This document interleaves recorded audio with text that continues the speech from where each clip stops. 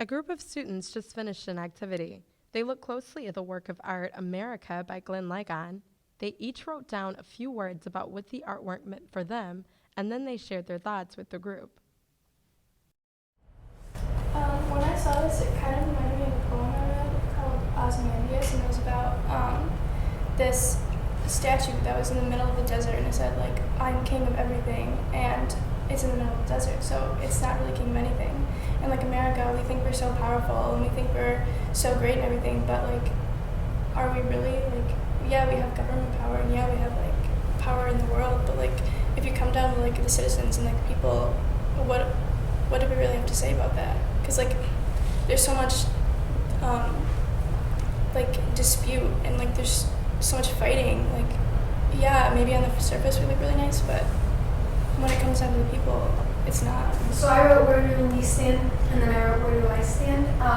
Going in there is a very humbling experience for me. I get sometimes so caught up in me being a woman in America and my sexual identity and all these things in America, and but the fact is, like, I'm not going to experience the same hardships as other people who have different facets of their identity that is being prosecuted on a more groundbreaking level. When I saw the picture first, I just saw America and bright lights, and like people from other countries might see, oh, America, it's like the best thing ever. You want to like live there because it's land free, but really when you look down below, it's a bunch of nothing. I guess I think of like America as like putting up a front of like putting on the show. And I also wrote freedom like in a question mark because I kind of think about it, and it's just like a lot of people like to advocate like or like try to express that like America is like home of the free and you get all these like opportunities and all these rights, but it's just like only a certain type of person can be able to get that type of freedom. Like, you know, we never talk about like sexual orientation, like cultural diversity. Do we get those same freedoms? Are we treated equally as America says that we are? Are we really free?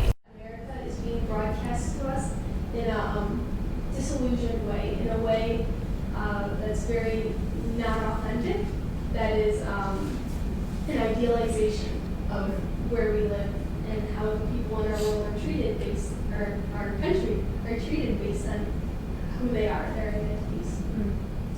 It made me think of like going back into the past. So like I wrote up there, the American dream, and like how it's not as nice as they think it is, especially after like the Civil War, and then there was the art revolution of the Harlem Renaissance in like the 20s, and it made me think of that because like the art style is kind of similar to that because everyone's all about trying to be successful even though nothing is really going to help them get successful, and it's not possible to be successful because the huge gap between the different races. But it also kind of symbolizes hope because they're connected. Like the badness of the ground is connected to the brightness and the happiness of the America. So there's still hope.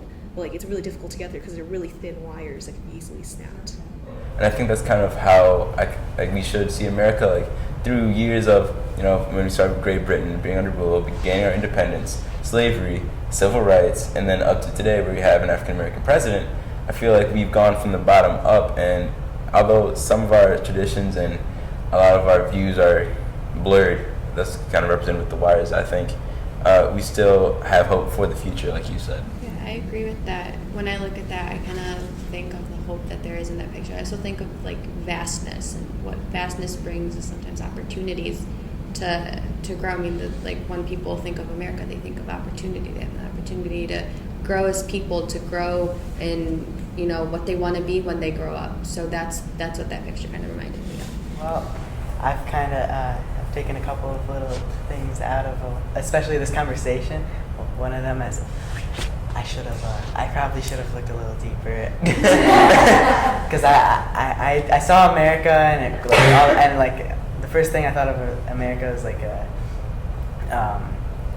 like spirit, like oh USA, like that's, I drew the like flag and the USA in bubble letters. Like I got like, it's like seeing America, it's like on the surface you want to be like really excited about it, but like especially after this conversation, like on the surface, like we can be seen as like excited, but almost even like this could be false sense of confidence almost as like a way of like hiding our problems deeper down, I guess, especially like in our country. And yeah, especially from the conversation, that's really what I took away. We just heard a lot of different viewpoints inspired by a single work of art, and the students drew on their experiences to develop their own perspectives. Did you notice what happened when they listened to each other? The students exchanged and built on one another's ideas, deepening their perspectives in the process.